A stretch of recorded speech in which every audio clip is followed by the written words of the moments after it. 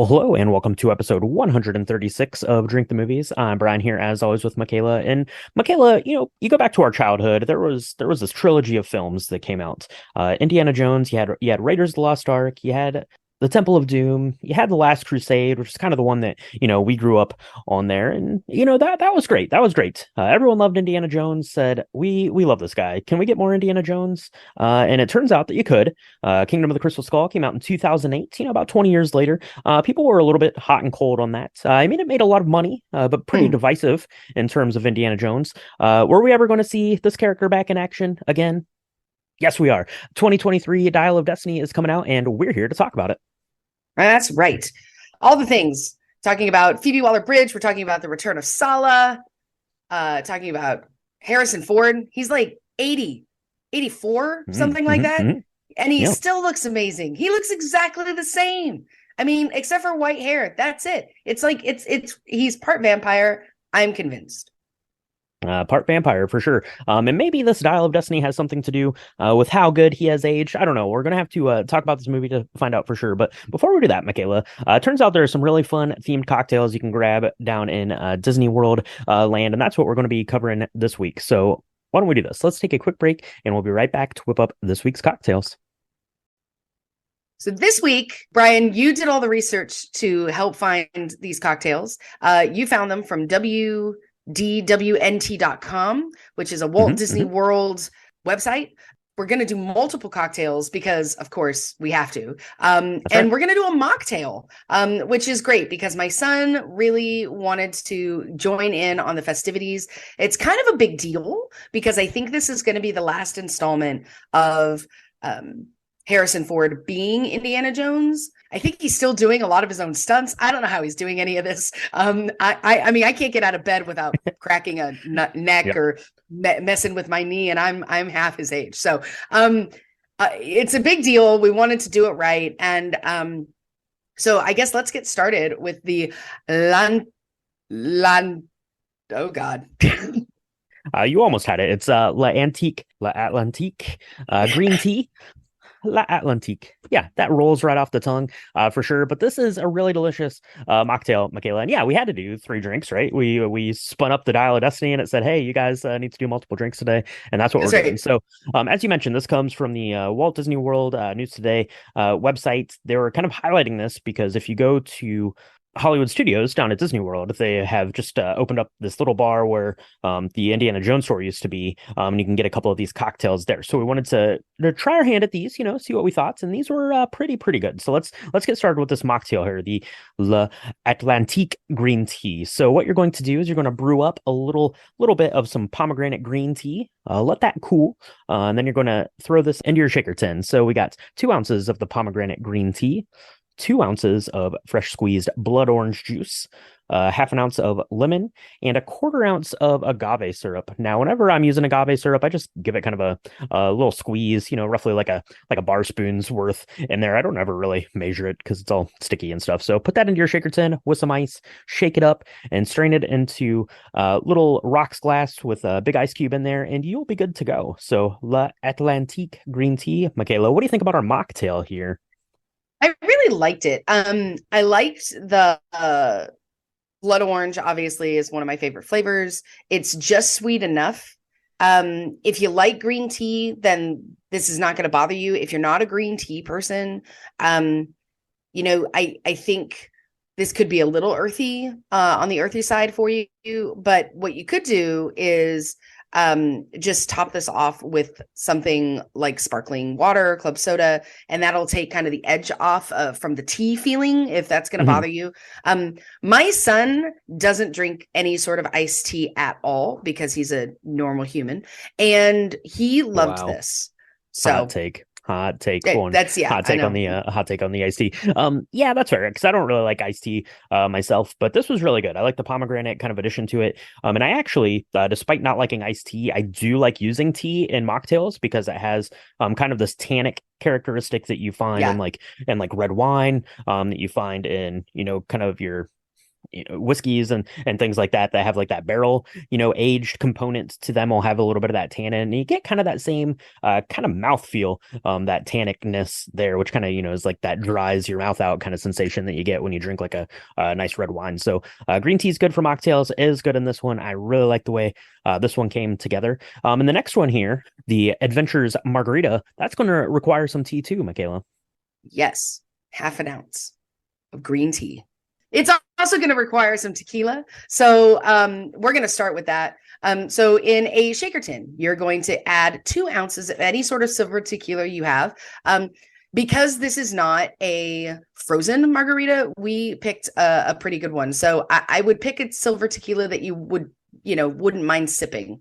I'll just say that. And then you're going to add to that half an ounce of this green tea that we're talking about, half an ounce of passion fruit syrup, half an ounce of papaya syrup. If you don't have papaya, we had trouble finding it. You could use mango instead, and it'll still give it a really nice fruity take on it. You're going to add some muddled cucumbers. Now, what we did was on the side of this, we went ahead and took 3 slices and muddled them around and then added them to our shaker tin. Then you're going to add half an ounce of lime juice and a 1/4 ounce of agave nectar.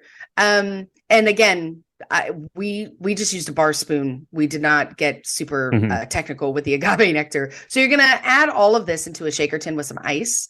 Then you're going to shake it till it's real, real cold. So I would do it for at least 20, 25 seconds. It should kind of hurt your hands because you want this to be really, really, really frothy and cold. And then you're going to strain it into a margarita glass if you would like, or a coupe glass if that's hitting you. Then you're going to enjoy it. And we've never done a margarita quite like this. I don't think we've ever done passion fruit and added it to the margarita with the green tea before. So this was really inspired. This was one of my favorite cocktails that we've made in a while. Yeah, it's definitely it has the name margarita, and you're using the tequila, you're you're getting the agave and the lime, so that all checks out for a margarita. But this other stuff, right? The passion fruit, the papaya or mango, and then this tea, it was like a really like super light, delicate version of a margarita, right? Like you think of a margarita, you go to your favorite Mexican restaurant, you get a margarita, that's what you think of, right? But this was like the flowery, beautiful like relative of the margarita. I really like this. It was nice and crisp, and I don't know, it was delicious. It would have been perfect to sip on down in Orlando when it's 190 degrees, I think, right? This is excellent. Yeah, and again, don't let the green tea part scare you because we only put half an ounce in. If you want it to be earthier and you wanted more of that kind of clean feel to your to the mouth feel, I guess you could put more in if you would want. But this tasted really good. And if don't let the green tea part scare you. I was a little hesitant when we first saw this recipe because I'm not an iced tea person, but it doesn't taste like iced tea at all. I also think that it's the right level of sweetness. So if you want something sweeter than this, if you like your drinks real sweet, you could always put more agave nectar in. We kept it to 1 kind of spoon because I was worried that the passion fruit would make it too sweet. It was perfect. It was not too sour. A lot of people, when you think of a margarita, because of all the lime in it, and there is half an ounce of lime juice in this, you think that it's going to be really tart. It wasn't. It was just really special. I mean, it's just a very nice, like a balanced drink, but there's so many different pieces to it that you can bring out on your palate. It's really, like I said, it's really inspired. Yeah, absolutely. So that was the Adventures Margarita, a really good one. And then finishing up here, we are going to be doing the Weathered Fedora, which is an excellent little riff on the Manhattan. You're going to put it together, pretty much the same way you would a Manhattan, but it's got a little bit of extra flair to it. So let's do this, Michaela. I like to do in a shaker tin with just a little bit of ice. You're going to take a star anise. It's that little star-looking guy that you have in your pantry. You probably use that like once a year to make like an apple pie or something like that. So grab one of those, throw it in your shaker tin with the ice. We didn't crush ours up at all. Anise is kind of a divisive flavor. That's what black licorice is, if you're familiar with that. We just wanted a little hint of that, and I think this was the perfect amount. So we put one of those in the shaker tin, 2 ounces of bourbon, and 1 ounce of sweet vermouth, a couple of dashes of ginger bitters, and a drop or two. We used vanilla extract. We don't know at the park, they might be using like a vanilla infused bourbon when they're making this up, just to make it a little bit easier on everyone. We just used a drop or two of, like I said, a vanilla extract, a nice quality one. Put that in your shaker tin. You can either stir that or shake that, and then strain it into a rocks glass with a big ice cube. We use like a little like faux martini glass because it kind of looked like a fedora with the big ice ball in there. Yeah. And it looked really, really cool. So strain that on top of that, and then you're going to kind of grate over some freshly grated cinnamon and nutmeg. That aroma is going to hit your nose, and then you're going to get this little bit of vanilla and anise, bourbon, vermouth. I'm just listing off all the ingredients now because that's what you get. It is delicious. I like this one a lot, Michaela. Yeah. This one kind of reminds me of kind of the quintessential old man drink. I mean, you said, it's a riff on a Manhattan, which makes sense. But it's very, I don't know, like it's a new wave old man drink because Mm-hmm. the cinnamon and the nutmeg and the star anise, like that, really blended together. It's not overpowering. I'm not a licorice person, so star anise has that licoricey kind of note in it, and I was scared that I was going to hate this drink just because of that. But it's just a hint of it. The vanilla, again, it's just a hint. It's really nice. Mm-hmm. And I love the way it looks in the little glass. It's really cool because the cinnamon and the nutmeg kind of, it's like a dark snow top on top of this drink. And it kind of adds some pop of flavor as you're sipping it. I like to think of Indiana Jones holding his dial of destiny, drinking this one for sure. Yeah, absolutely. This tastes like what you would imagine that, I don't know, like Indiana Jones's like house would smell like or something. I don't know. Right? There was something very like old and I don't know, I don't know. Like It was really old good. books and leather and like That's right. Yeah, adventure. it smells like a little diary that he had there from Henry Sr. for sure. So this was a really good one. So all three of these were great. Is it going to prompt Michaela and I to take the 8-hour drive down to Orlando to try these for ourselves at the park? Maybe. I don't know. We've done crazier things for sure. But making these was not crazy. So try out these two cocktails or this mocktail. Let us know which one was your favorite, or if you had any other riffs or fun Dial of Destiny cocktails, because we want to know that. But for now, Michaela, we better mix up. I think I'm gonna do the weathered fedora. We'll get you an adventures margarita, and we'll take a quick break, and we're gonna be right back to chat about this week's film, Indiana Jones and the Dial of Destiny.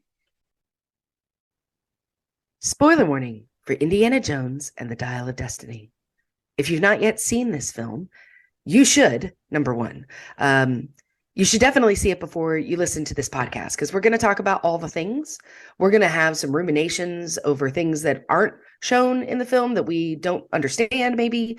We're going to talk about a lot about Indiana Jones. So I really think, as a spoiler alert goes, this is like a five-star spoiler alert. You should go watch all the Indiana Joneses, because we're probably going to talk about things that happened in all of them. And you're either going to be over your head or really mad that you missed out. And that's what I have to say about this. If you are going to go see all these films, we have some really great cocktails for the Dial of Destiny, which we just saw. And we also have a great cocktail for the Crystal Skull, which is on our Patreon. And we also have a great cocktail for Raiders of the Lost Ark. So all you have to do is go find 2 cocktails for the other 2 films that we may or may not cover in the future. And yeah, go watch those, drink those. You'll be very drunk by the time you're listening to this podcast, but you won't have any spoilers. And that's the goal with this spoiler alert. That was a very very in-depth spoiler alert. I like that. Yeah, definitely. We're going to be getting into Dial of Destiny today, so keep that in mind if you haven't watched it because you might not have. It was just released on June the 30th, 2023, directed by James Mangold, who you might know from Ford versus Ferrari or Logan. Has a couple of Oscar noms for both of those. Harrison Ford is of course back as Indiana Jones. We've got Phoebe Waller-Bridge is playing his goddaughter Helena, and Mads Mikkelsen as Dr. Voller. And yeah, definitely this just came out. It's a holiday weekend. It came out on, so you might not have had a chance to see it yet. So we're gonna kind of go through kind of the major beats of this. I think, Michaela, we don't have to get into Yeah. like the nitty gritty of what happens, but just kind of talk through a little bit of kind of each of these sections because there's a lot going on. As any Indiana Jones movie is wont to do, you're going from a big action piece to big action piece, and this one, does the same thing. And Indiana Jones, there's been a lot, as you mentioned. We talked about two of them, but there's five of these now. So we've got Raiders of the Lost Ark came out in 1981. The Temple of Doom came out in 1984. The Last Crusade came out in 1989. So that's three movies in 8 years. That's pretty good. Marvel, the MCU, can only dream of getting three movies out in 8 years. Just kidding. They figured out a way to do that. You had to take a bit of a break though. 2008 was Kingdom of the Crystal Skull, and we thought maybe that was the end of Indiana Jones. Kingdom of the Crystal Skull, a wee bit divisive in the fan base, and I think that's going to be the case here this time around too. When we get to Dial of Destiny, just mentioned, came out in 2023. Harrison Ford, of course, has been Indiana Jones through this whole thing, like 41 years worth of Indiana Jones. Now, Harrison Ford turns 81 years old next week. Michaela, when I'm 81, well, if I make it to 81, I hope to be as good as Harrison Ford and Indiana Yeah, Jones. no kidding. I mean, it's amazing to me because he did most of his work after the age of 35, which gives me hope as a human in my early 40s. It just means the best years are still ahead of us. And he still looks great. I looked it up, and he did some of not all of, but some of the stunts that we see in some of the chase scenes. He It looks amazing for 81. I mean, yeah, I don't know. I don't. I saw an interview where people were talking to him, and he's very blasé about it, and he's kind of poking fun, and he's like, "God has given me this body," and aside from the physicality of it, like, he does an amazing job, given that he is older than my grandfather was. You know what I mean? Like, he's Yeah. ooh, it's got to be a testament to the filmmaking and the editing to make him look as good as they do. And there's a lot of time jumps where we start in the 40s, we go to the 60s, we go way back, and the way that they handle like the jumps through time and his aging or anti-aging is also pretty well done, I think. Mm-hmm. Yeah, for sure. So, yeah, let's just get into this movie here a little bit, Michaela. So, as you mentioned, it's kind of going through these time periods, right? We're picking up with Indiana Jones, kind of where we know and fell in love with Indiana Jones, right? During kind of World War II times. Here, you've got a young, de-aged Harrison Ford playing Indiana Jones as a young man doing some spying, trying to recover some of these artifacts that the Nazis have stolen, kind of at the tail end of World War II. I really liked kind of this section here, right? Like, Germany has basically kind of fallen at this point, and kind of the people that are still Nazis are still putting up the good fight, even though they've by and large lost the war. They're trying to kind of funnel all of these treasures and artifacts and things like that they've accumulated over the course of their reign, trying to get those to some place where they can scatter to the wind and not be taken back by countries to put in their own museums from places that they'd previously invaded. Never mind, we're not going to get into all of that here. But this first section is pretty fun. I thought the de-aged Harrison Ford looked pretty good. What did you think, Michaela? I thought it was fine. I think I like the technology that they have now. First of all, they have his permission, which I think is a really important part of this when we talk Yes. about making movies in the with people that didn't even exist or don't exist anymore because they've passed on. There's a whole, I don't know how to feel about all of that. I like the fact they got his permission. They used him as kind kind of the base. So for anybody that doesn't know how they do this, they have a person put on like a suit with all these little dots on them, and then the dots move, and then they can de-age a person. It's actually really cool. I think they did some work around his voice too, to make him sound a little bit younger. Mhm. You know, if you're going to like do a still shot, you're probably going to be disappointed if you like took us just a still. But Right. Yeah, because yeah. he's moving the whole time. It's way better than this technology was even 5 years ago, right? Remember when Fast and the Furious came out, and we got a shot of Paul Walker, and again, it was a very long, slow shot, and people were really upset with how that looked. This looks way better than that.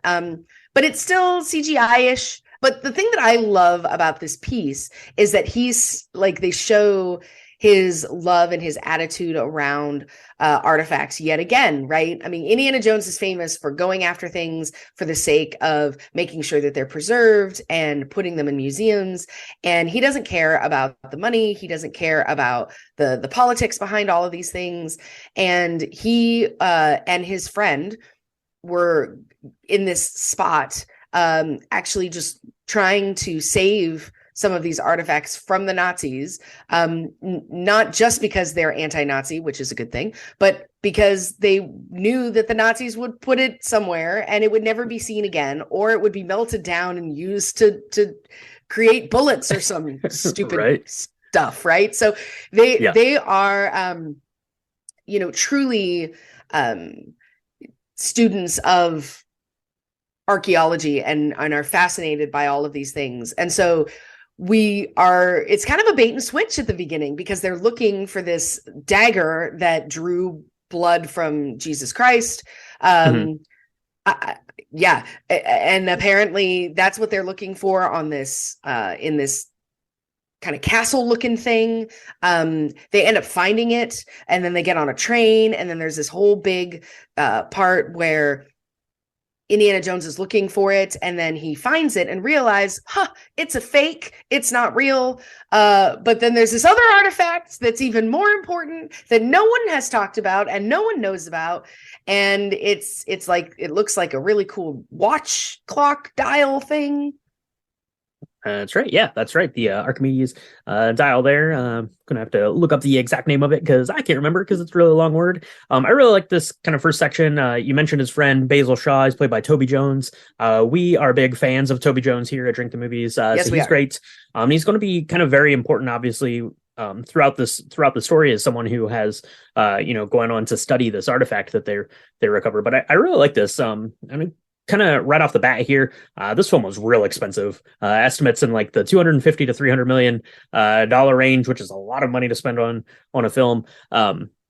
But there are things that just look like unbelievable in this, and you can see all of the dollars going to work. There's a scene where like this bomb comes down into this castle or this cathedral or whatever they're in, and it like plants in the floor, and it looks awesome. There's a really fun train chase here at this first little bit as we're going through, and we're introduced to our villain straight off the bat here too. Mads Mikkelsen is playing Dr. Voller, who's this other kind of archaeologist, scientist sort of type, mathematician, who is also helping with the Nazis, collecting these artifacts, but he's really studying kind of this Archimedes dial. What's it called? The Antikythera.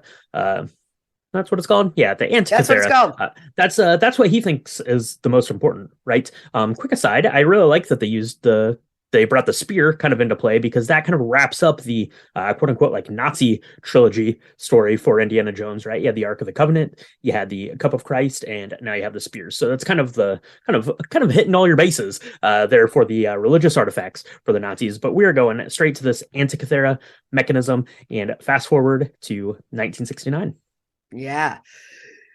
So the friendship between Basil Shaw and Indiana Jones is really important. This is the first time we've seen Basil, but Basil ends up kind of saving Indiana Jones's life.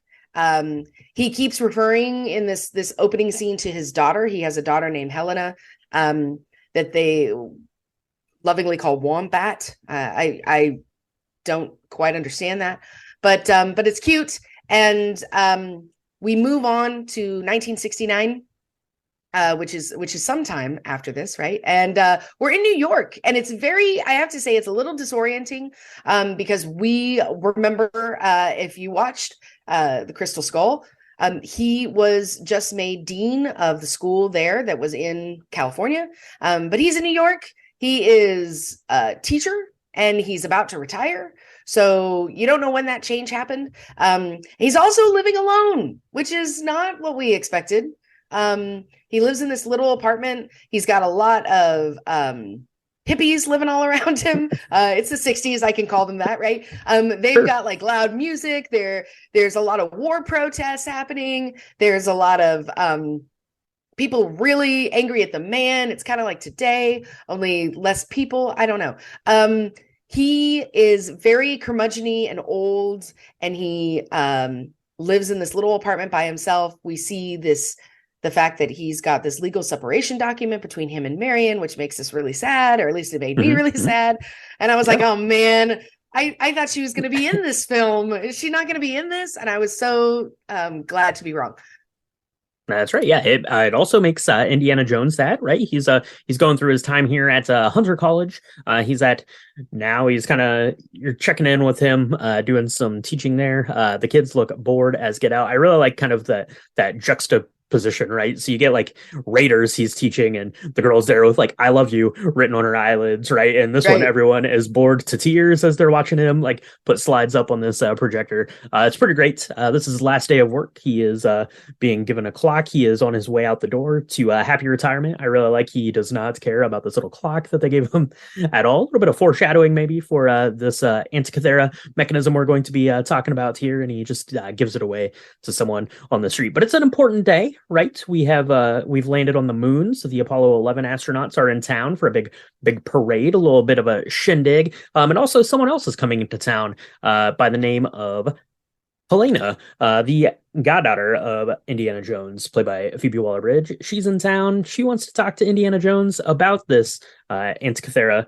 mechanism that her dad had been studying, because she thinks that she might be able to find the rest of it and get this thing put together, and she wants to bring Indy along for the ride. It's interesting because she knows all the answers. She immediately, I think, is trying to endear herself to him, right? At the beginning of this kind of conversation, she knows all the answers. She's kind of shouting them from the back of this lecture room where everybody else is literally asleep. And she's excited to hear. She sounds excited to hear that he's retiring, and she's like, "Let's drink." And she doesn't seem to she says that she doesn't remember the last time that they saw each other, but it seems highly manipulative. And you kind of pick up on this at the very beginning where she's like, "Hey, I've got this great idea. My dad was really interested in the Antikythera," and you can tell something's not quite right when Indiana Jones is asking her, "Well, you don't remember the last time we talked about this. He wanted me to have it because I was supposed to destroy it. And apparently he kept it. He did not destroy it. Don't know why I did that. But he put it in a box in like an old closet. And we need to talk about this because apparently because it belongs in a museum. You don't destroy it. Just because your buddy Basil says to destroy it, you don't get rid of it. It's an artifact. Just put to it be in the fair, museum. That's what he he did. also didn't put it on display, right? He put it in a box that was in another box. Most museums are just big storage places, Michaela. That's not everything you see that's on display. You gotta keep things under wraps. You gotta keep stuff back there to study. Actually, I really like kind of the set design of this kind of storage room of the this college, I guess, of wherever this thing is being kept as they go in there to kind of look for it. I think is really pretty great. And a lot of the stuff in New York is amazing. So you mentioned, Helena comes in, they want to find this artifact. And then of course, we're going to be given some pursuit from some CIA agents who might actually be Nazis in disguise. Dun, dun, dun. Because they're there under the tutelage, the helpingness, I don't know of for sure, but of Dr. Voller, who we had thought had died in that first scene, right? Like he gets clocked real hard off of that train, but turns out he's back. America brought him back so he could build rockets to send us to the moon. That's something we did actually after World War II. There were a lot of scientists in the Nazi regime, and we said, "Hey, come work for us now. So Yeah. that's how he got there. That's your little history lesson on that. That's how he got there. But he has some more nefarious plans for what's going on. He's built this Yeah. rocket, and now he has a sight set on something else entirely. Yeah. So he's spent the last 25 years, I guess, kind of getting by, moving slowly towards trying to get the two pieces of the Antikythera put together. Just fun fact for anybody who didn't know, go look this up because it's absolutely true. I love that they throw in some of these legends and myths and some educational bits into something that is so entertaining. Mm-hmm. The Antikythera was created by Archimedes. Archimedes was a mathematician. He separated it because he didn't want anybody to be able to use it, because it can fold space and time, or tells you where the folds of space and time are. I don't know exactly how it works. Okay, I'm not that smart of a math person, but this guy, Jürgen Voller, has spent the last 25 years like slowly creeping through life, doing what he needed to do in order to get to a place where he could combine these two pieces, and find the folds of space and time so that he could go and finish what his cult leader Adolf Hitler had started, I guess, is really the end of it. And that's not the right word, but I find it really interesting that he has some of these interactions with people in the show where he doesn't talk about how, we won, the Americans won, or, the Allies won the war. He just says that Hitler lost. Right. And Mm-hmm. I think if you are interested in this type of history, there's a whole group of people that were still Nazis, that wanted to carry on kind of the Third Reich and all of that. And even though their leader had died, Adolf had died, they wanted to continue. And there was this whole group of people that had to spend time finding Nazis all over the world because they spread out, and they were like, we will rise again, and we will win again. And so it's this continuation of this evil that's just pervasive, in on Earth during that 50, 60, 80 year time period. And so I find that really interesting because he's really smart, and he's been really patient, and now is his moment to strike. And he's got these, like you said, these CIA, KGB Nazis that are willing to help run after this 80-year-old Indiana Jones and his new friend, right? Trying to go and save the Dial of Destiny and put them together themselves. Yeah, absolutely. They're given chase. They're in New York City. Like I mentioned, this parade is going on, and it's, which leads Indiana Jones to get onto this police horse. Right, he's basically trying to get the attention of the cops to lay chase to it.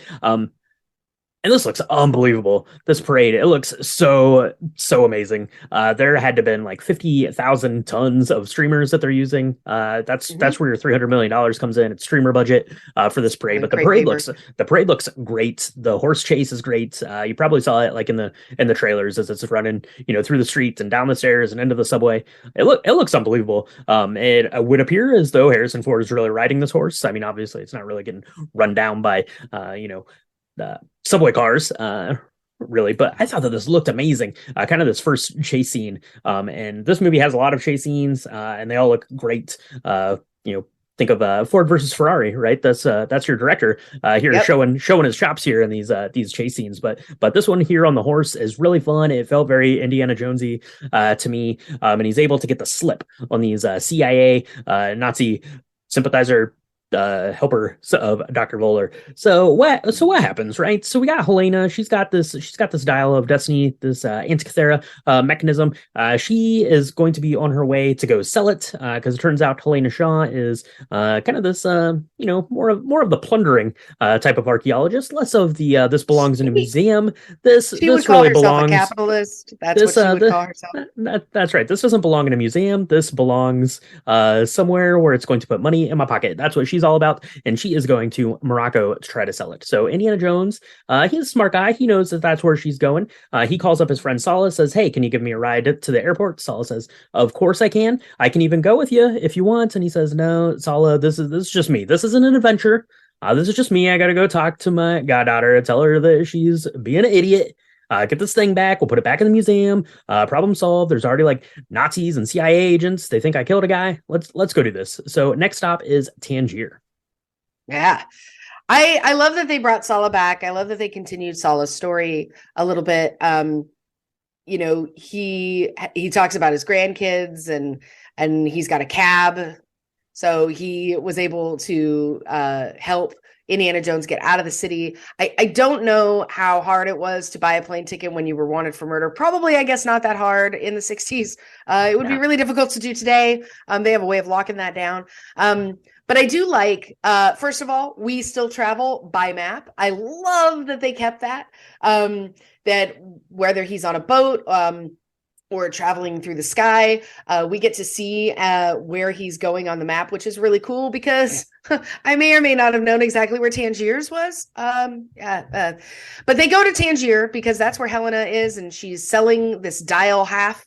And again, the set direction, the art design, art direction is amazing. I've never been to Tangier and I don't know what it looks like today, but this looked amazing. All the cars are where they're supposed to be. You don't see like all of the storefronts and the front of the hotel, and even inside the hotel where there's like this, it looks like a poker game, but it's really like a bidding war for this dial. It looks really, really cool. And I loved that aspect of it because it added, this extra kind of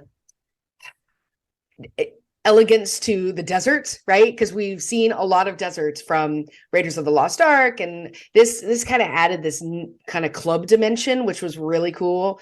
And we get to catch up with Helena. Helena is taking numbers. She's calling out things, trying to get this dial sorted and sold so she can make a ton of money. And it doesn't go well because Helena, she has a past, just like Indiana Jones has a past. The leader of the hotel's son, they were in love. She left him. It does not go well. The leader of the hotel wants to kill her. So now there's like 3 more people chasing them through the city of Tangier on this little tut-tut thing, right? I think that's what they're called, the little 3-wheeled cars that turn really fast, but aren't really fast. The Tangier section is great. We're introduced to Teddy, who is kind of Helena's little pickpocket helper there. He's played by Ethan Isidore. I thought he was pretty good. I like, you kind of go in, he's flying this little like cardboard plane, which is going to come into play later. Now, whether or not that really lets you be able to fly a plane through space and time dimensions, I don't know for sure. We'll get into that here in a minute. But yeah, the chase scene on the Tut-Tut, this was like the best car chase scene I've ever seen. I thought it was unbelievable. As they're going through here, it's very lengthy as they're going through the streets of Tangier on this little Tut-Tut. There's like 2 cars going, they're trying to run down Dr. Voller, who's now gotten the dial back, and I don't know, it was just a lot of fun. I really liked kind of this section through Tangiers here, but unfortunately, Dr. Voller has half of the dial. So what do you do? So you think to yourself, well, if he has that half of the dial, we need to find the other half of the dial, right, Michaela? And there's only one way to do that. We have to find the treasure map. The Archimedes left for everyone. We think it's in the Aegean Sea, so that's where we're going to go next, right? We're going to hop a train down to was it Marrakesh, I think, to fly over to Greece and meet up with an old friend by the way of a new friend named Ronaldo, played by Antonio Banderas. Love it. Yeah, he is amazing. He doesn't have a long part in this film, but I really found him to be a breath of fresh air.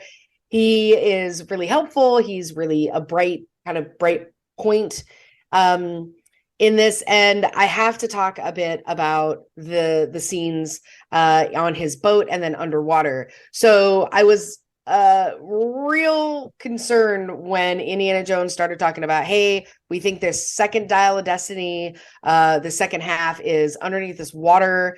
There was this ship that, was sunk and it's obviously was in there and we got to go find it. And I'm like, it's 1969, dude. How are you going to do that? And they're like, I got a great idea. I got this friend. He is like this scuba diving expert. And I was like, oh my gosh, How are they going to shoot this? And this is probably my favorite part of the whole movie because they were true to form. Again, I don't know where they made these water suits and had them look like they would have in the 60s and with the equipment that they had. So rather than fighting with tanks, because they had tanks back then, they do this really cool thing where they just they like snuba sort of. So they have a rope of air that will go with them anywhere. This is a problem if you're going to dive a wreckage. Maybe not do it this way, but they find this out the hard way, I guess. But there are these ropes that kind of feed them air and help them go wherever they need to go.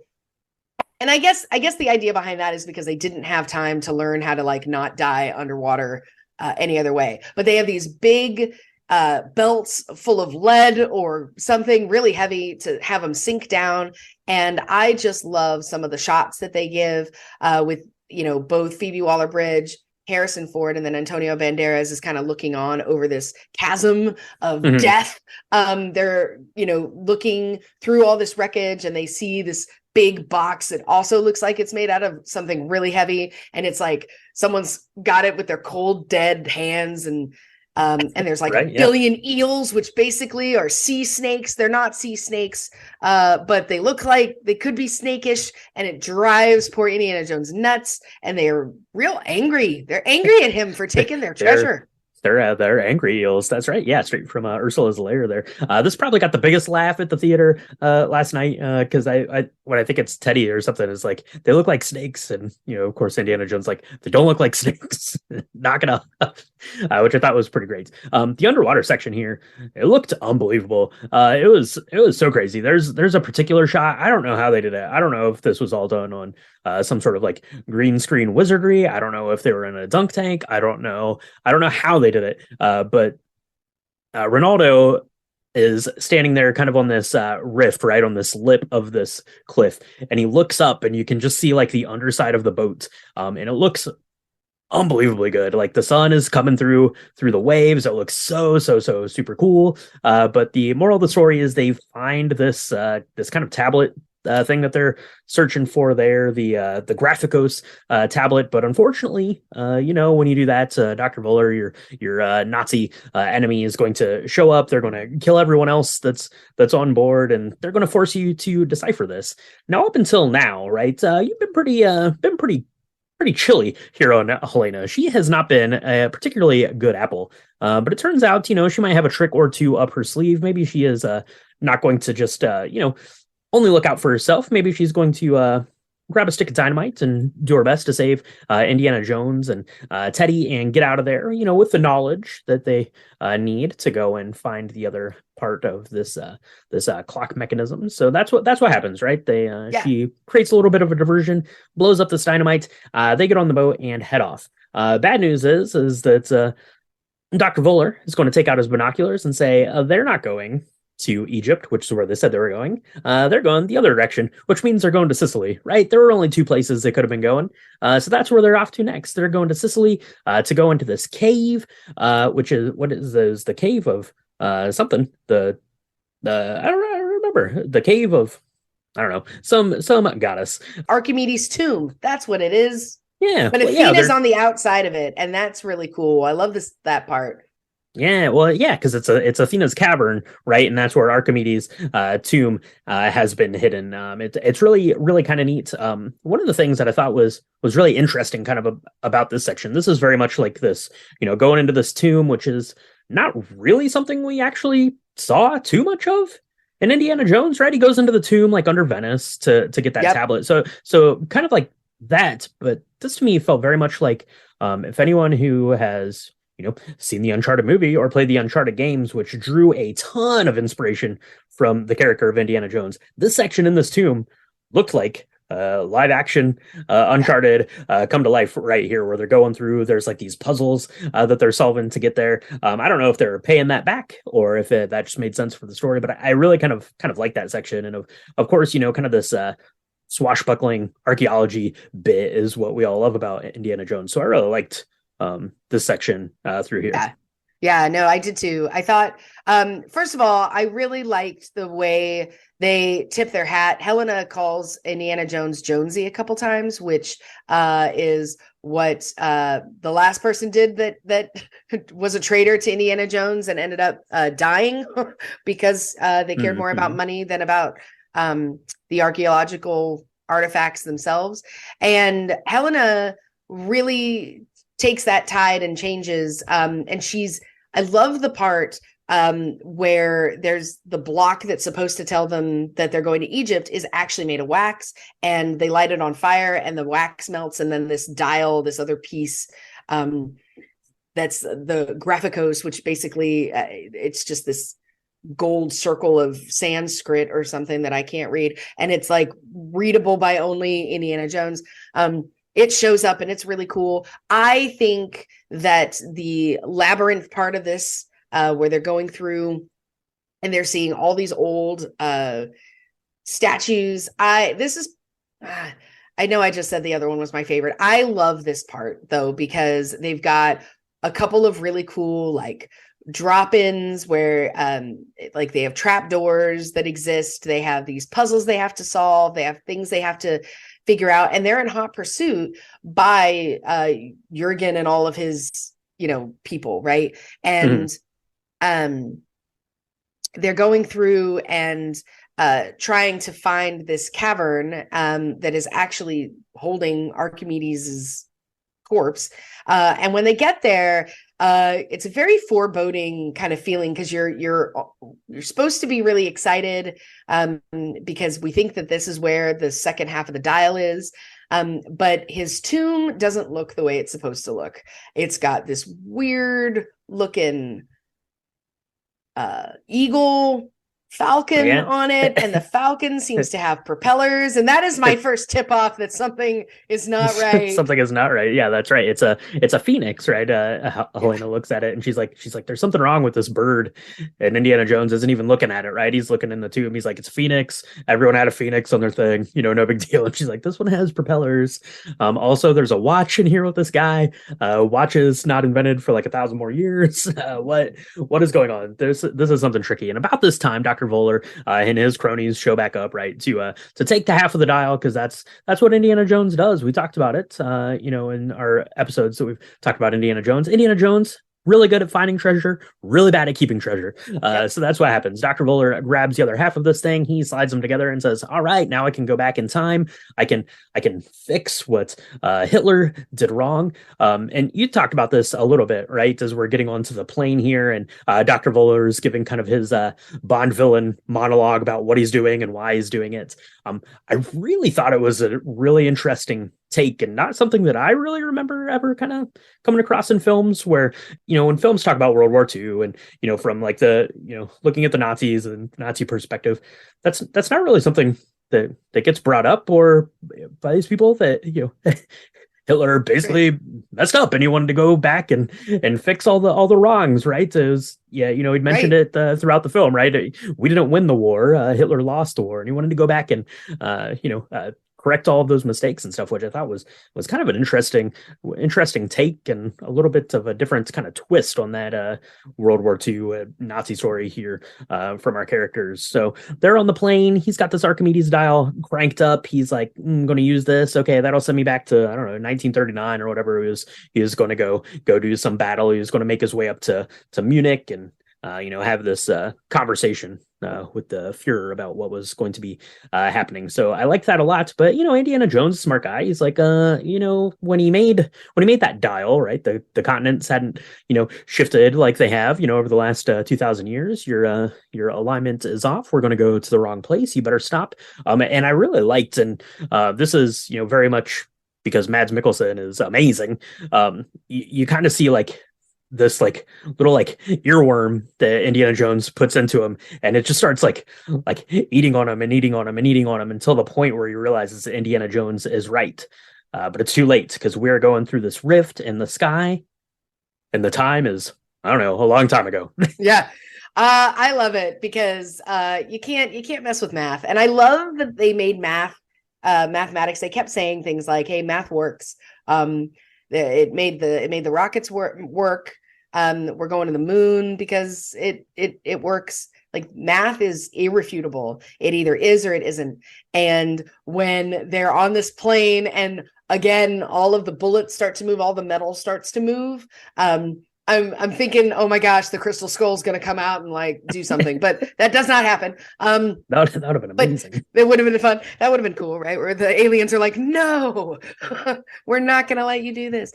But no, he, like you said, he plants this bug in Jurgen's head, and he's like, you guys didn't take into consideration the continental drift. This is a mistake, and you can't mess with the math, right? So even a small change in a number can have hugely drastic consequences when you're doing all of these calculations. And so I love that he at first is like, nah, it's fine, and then at the very last second he's like, you know what, you're probably right. Oh gosh, we have to abort. But the problem is that vortex portal, which looks amazing, by the way. They've probably, I don't know if they had weather scientists like help draw out what the clouds should look like, but that was awesome. That looked really cool. And when they get drawn through and they see these ships, they're far enough away where you're like, those could be subs, those could be Nazi submarines, but they're not. They're not. It's like 500 or 200 BC, and we're on the shores of we're watching the siege of Syracuse, which looks cool. And of course the Nazis that are manning this plane, they're like, we're just going to shoot them down with our machine guns. Well, that's fine. But even back then they had really cool weapons. They were not bullets, they weren't guns, they had these propelled giant spears that would just take the wings off planes. That's right. Yeah, it looks like the spear from Game of Thrones. If you watch that, the things they're using to shoot down dragons. Then actually, the Sicilians there are calling these airplanes dragons that come through. I want to talk about the airplane bit just for another second here before we kind of start wrapping this up. So obviously, Dr. Voller and his Nazi pals are getting onto this big, I don't know, bomber airplane kind of thing. They have Indiana Jones there, and that's what goes through the rift. But Helena Shaw is given chase on this. She is on the motorcycle. She is trying to get up to the plane to go to try to save Indiana Jones. And this, to me, was the most spectacular looking bit of the whole movie. Helena on the motorcycle driving up, trying to get on the landing gear of this plane. It is storming out. It is fast. It is scary looking. There's these propellers she's having to go around. It looks unbelievable. It was very tense. I really like that section. She does get onto the plane. Everyone is there going back to the past. The plane crashes, which is how Archimedes finds out about this propeller and how he gets his watch there from Dr. Voller. It's pretty fun. But Helena and Indiana Jones are there too, right? Indiana Jones had been shot back in that Sicily cavern. I don't think we mentioned that. As Indiana Jones is want to do. I think he even tells Helena earlier in the film that he'd been shot 8 times. I guess you can say that's 9 now. And he says, "I am witnessing history. I've spent my whole life studying this, pursuing this, trying to find this. I'm going to die. Just leave me here." And I really like kind of they have this back and forth, him and Helena, where she's trying to kind of reason with him. But, Indy is on his last leg, right? His marriage has gone awry. He lost his son and the war. He says, "Just leave me here to die." And Helena says, "No." Sucker punches him. Loved it so much. Throws him on the plane, and they head back out of this rift back to current day, late 60s, back in New York City. Indiana Jones wakes up. For a second there, I was like, did Indiana Jones just have like a fever dream because he got like a crazy like blood infection from getting shot in that cave, and none of the time stuff happened? But there was one of those big like spear ends laying next to the bed. So I think that the time travel really did happen. It's going to be a story that's worth telling as you reunite with your one true love. That's right.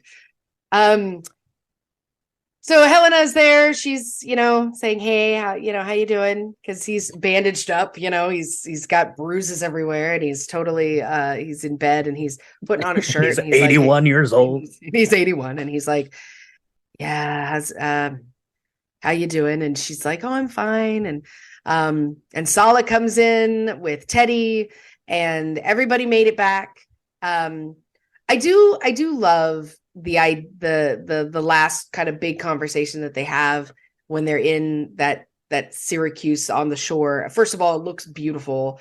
And both Indiana Jones and Dr. Voller would have gone back to change things in time, right? But the only thing that really Indiana would have changed is having his son not enlist, because in 1969 we're in the middle of the Vietnam War, and his son apparently died in war, and that's really the cause that allowed things to kind of crumble between him and Marion, and that's why they're separated. And so I love that she finally, Helena, sees and hears all this, and also is a voice of reason that, hey, dude, you've been shot, and there's probably no way you're gonna not die, because we don't have things like antibiotics or anything like, and I'm not gonna let you die. Mhm. I was very concerned watching this that this was the moment that we were gonna see Indiana Jones give it up. Mhm. And I was so glad that Helena just knocks him out. It's so great. She's just like, nah, bang, and it's over. And when he wakes up, Helena has called Marion. Marion is putting away some groceries, and she looks great. Karen Allen looks, I mean, she's obviously older and sad, but she still looks at Indiana Jones with the same eyes, which is really lovely. Their chemistry is so amazing, even Mhm. 41 years later. And I love that they have this kind of bit that they recreated from Raiders of the Lost Ark, where he's Right. in pain, she's in pain, they're both in pain, but they can be in pain together, and they can figure it out. And you have this kind of moment of reconciliation that is really lovely. And of course, his hat is hanging out, getting dry, because Helena was smart enough to take his hat back to the present day with her. That's right. Yeah, Indiana Jones doesn't go anywhere without his hat. Yeah, it kind of closes there on that little bit, and yeah, I mean it's a really nice ending. Kind of gets to reunite with Marion there, and I kind of after we just saw this last night. Everyone out there listening, so we haven't had too much time to talk about this, but one of the things I was kind of thinking coming out of there was that it's like would I have liked to have Marion in the film more, and it's hard to say because you have Marion in Raiders of the Lost Ark. Obviously they're a very pivotal character, and then you have kind of this reunion bit within Crystal Skull, where as I mentioned in our Patreon episode, that they're kind of butting heads, but that love is so palpable that they can't avoid loving each other, right? No matter how much they dislike each other, they can't help but love each other, and that's kind of played out there. And then you get the wedding, obviously, at the end of Kingdom of the Crystal Skull. So I don't know. I think that the story probably makes sense. I don't like because you either play it as like this happy home that that they have, and then you Yeah. don't have really the motivation, I guess, maybe for Indiana Jones. So to give him kind of nothing, right, to be put at the end of his rope, I think creates a little bit more of a dynamic, a little bit more reasoning for doing this, a little bit more reasoning for putting himself out on the line for one last adventure. So I really kind of liked the way that they handled Marion's portrayal in the film, and then you kind of get this final kind of conclusion, I guess, to their story, where hopefully they're going to be able to reconcile and grieve together, I guess, which is kind of something I think that this film is largely about. Really, is you as you get into the horizon of your career and your adventures as we age, and that's something that we've done with Indiana Jones. Right, this film franchise is as old as we are, which is pretty wild to think about. It's pretty wild to think that Harrison Ford was the same age that you and I are right now, because I get tired watching Raiders of the Lost Ark, so I don't know how you would act in it. That's wild to me. So good on you, Harrison Ford. You have the good diet going or something there. But that is the Dial of Destiny. It was really fun. It's a little long, but like most of the Indiana Jones films, I thought that it was edited very well. It didn't really particularly feel like it was lagging or slowing down or anything like that. But what do you think, Michaela? We just saw this last night. We barely even talked about it coming out of the theater. But what do you think? Any highlights, lowlights? What do you think? Take it away. I would have loved to see more Salah. At the same time, I feel like, um, you know, Harrison Ford is kind of like I said, he's a vampire. I mean, everybody else probably feels older than Harrison Ford looks, right? Like, and I mean, so not that John Rhys Davies or Karen Allen or Antonio Banderas, even for that matter, are like mere mortals, like you and I, but they're not on Harrison Ford's level of aging. right. I That's for mean, sure. yeah, he's got this weird goldenness about him. I don't know. So I would have liked to see more of them, of Karen Allen and this character of Salah, but I think it works. I mean, I think the way that they had it works really well. And but it's tough because this didn't really end the story of Indiana Jones, and maybe that was by design. I find it very hard to believe that they're going to make a sixth one with Harrison Ford. Mhm. And so it didn't, it was good. And maybe not maybe, probably. I mean, they were smarter than us. They made the decision to not say goodbye to Indiana Jones, which is really great, because he'll live forever this way. And I Right. was both dreading and looking forward to seeing that moment of saying goodbye. I got very weepy, but I wasn't a blubbering mess. And I totally expected at the end that he was going to say, leave me here. This is exactly where I want to be. And she was going, and Helena would just leave him and he would die there. And that would be the end of Indiana Jones. Right. Right. But they made a choice to not do that. So I don't know what's to come. And maybe that's the great thing that's kind of esoteric about this, is that there's always another adventure, no matter how old you are. There's always another adventure in our imaginations around Indiana Jones and what it could be. Yeah. So I really liked it. I definitely captured the heart of all things Indiana Jones.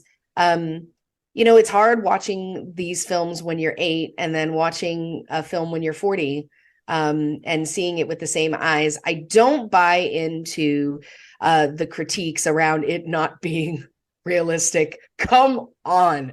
I mean, that's like saying Jaws is not realistic. You're right. No kidding. Like, or Avatar Way of Water is not realistic. Well, no kidding. This is an adventure film, and it's realistic enough in that it uses real things that happened in history to Mhm. tell a story. And it does it in a way that no other film franchise has ever done in the history of history. And so, we haven't figured out how to fold time and space and go back and fight wars. It's probably a real good thing that we haven't figured that out yet. Who Right. knows if that's a possibility, right? We don't know anything. And so what if that's not realistic, right? Like, I don't know. I think we were fine with finding the Ark of the Covenant, and a lot of people don't believe that that's real either. So, like, Yeah. I think the haters that think that it's not realistic, or that we've gone a bridge too far with some of the adventures that he gets into is silly. I really liked it. What about you, Yeah. Brian? Yeah, that's right. Yeah, we last left Indiana Jones standing in Peru or wherever he was, watching the aliens take off. So now this is a bridge too far. Get out of here. That's ridiculous. So kind of my big takeaway on this, we had talked about it a little bit before. In Indiana Jones, the character is kind of rooted in the same vein as like a James Bond type of a character, right? This movie last night to me felt very much like a James Bond film. You had your Bond villain, you had kind of your setups. It had a little bit less, I think, of like the campiness that the first 4 films did, which is one way to tell a story, and certainly other ways to tell a story. If you are familiar with Mangold's work at all, if you saw Logan, it's a very similar kind of thing, looking at kind of this aging almost superhero, which is what Indiana Jones really is. At the end of the day, you're kind of looking at the tail end, right, of the the sunset of their career, and looking at that and what does that mean and what kind of emotions does that take. And I really like kind of that look at Indiana Jones as a character. You have something like Kingdom of the Crystal Skull, which people ridiculed for being too campy and too over the top, and why wasn't it more grounded? And then you have this, which is more grounded, and now people are saying, well, why isn't it more campy? Why isn't it more fun? But I really liked the portrayal of Indiana Jones here, and I thought that it was the budget too high? Potentially, we'll find out, I guess, when it's time at the box office comes to a close. But this film looked gorgeous. The parade looked amazing. The underwater stuff looked amazing. The chase scenes looked amazing. James Mangold should basically just do car chases just forever, I guess. Great. I don't know. He does something about the way that he does them looked great. I liked the character of Helena Shaw, right? She makes you mad. She makes you root against her. She makes you root for her.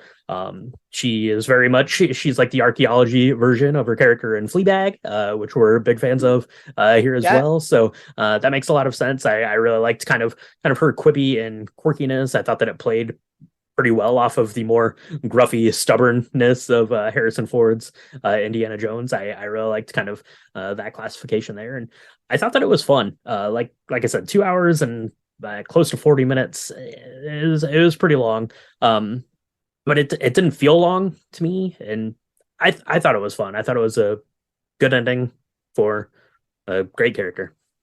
Yeah. No, I agree. I mean, my son, we made the decision to watch a 2 hour and 30-minute film with my 8-year-old. And he really liked it. He didn't understand some of it. He asked me a lot about Nazis afterwards. So that's a great way to start the history conversation, I suppose. Yeah. But it's a fair bit darker. It's a fair bit darker. Yeah. Yeah, it's a little dark. I don't know if I definitely think parental guidance is suggested with this one, especially more people end up dying in this one than I think in how do I say this? Because it's not like in Temple of Doom or even in Raiders where people die kind of gruesomely, but you see that all the gruesomeness off camera, so it's not gruesome, but there's plenty of blood. In this one, it felt more personal. And people are, I say, just getting shot. I'm so desensitized. But, Indiana Jones really takes it to heart, I think, a bit more because people that he worked with get shot and he's getting blamed. And, when Helena is worried about her friend Teddy and he's like, no, he's going to be fine. I'm sure it's going to be fine. Like there's just a touch more of the humanity around than we normally see, I think, with some of these where only the bad guys end up really getting theirs. I don't know. The more I think about it, the more I really liked this as kind of a farewell piece because it's not really a farewell, which is great. And you've said it and I can't echo it enough. The film is absolutely beautiful. The shots are great. All of the chase scenes I think are the right length. They're not too long. They're interesting. And I was really worried that we would get fatigued in that.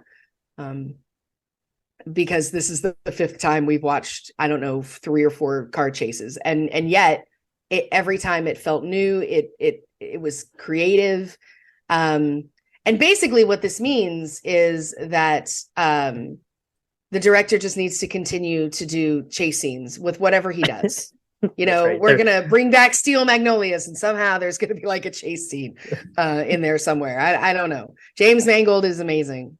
That's right. Yeah, absolutely. So that is Indiana Jones and the Dial of Destiny. Let us know if you've made your way out to see it. Let us know what you thought about it, or let us know what your favorite Indiana Jones installment is, because there's been 5 of them now. So it's very likely we all have a different favorite, and we all have a favorite for a different reason. So let us know that. Let us know if you check out the Raiders of the Lost Ark. That was the episode we did last week, and we covered Kingdom of the Crystal Skull over on our Patreon. It's patreon.com/drinkthemovies. We've got bonus episodes going on over there. Like I said, Kingdom of the Crystal Skull is over there now. We're probably going to do a quick little mini cocktail recap over there because we had a couple of Dial of Destiny themed cocktails last night. So we want to chat about those. Go check that out over on the Patreon, and make sure that you are following along with the podcast. You can tag us, send us questions, send us movie requests, cocktail advice.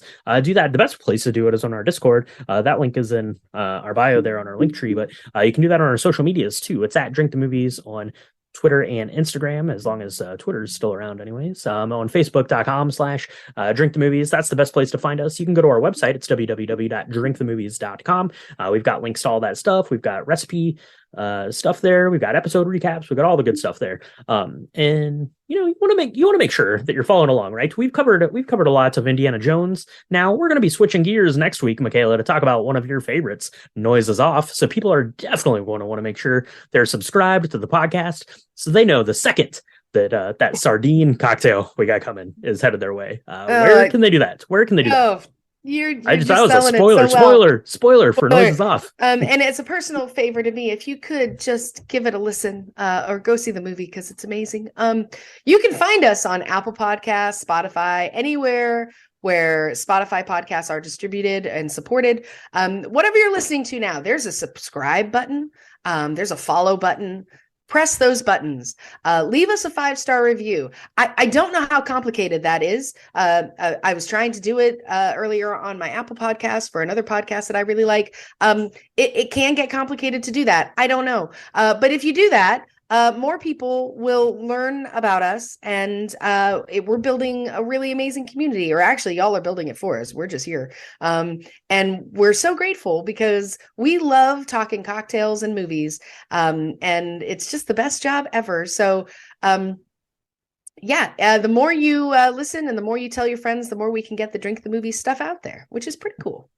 Absolutely. So try your hand at making our mocktail, the La Atlantique green tea, or either of the cocktails, the Adventures Margarita or the Weathered Fedora. If you had something fun to drink at your theater, going out to see Dial of Destiny, let us know that too. But for now, Michaela, we gotta rest up. This was a long, lengthy adventure. We went to the depths of the sea. We went back in time. We punched some Nazis, which is always a good time. So let's rest up, and we'll be back to talk to everyone next time on Drink the movies. I don't believe in magic, but a few times in my life I've seen things that I can't explain, and I've come to believe it's not so much about what you believe, it's how hard you believe it.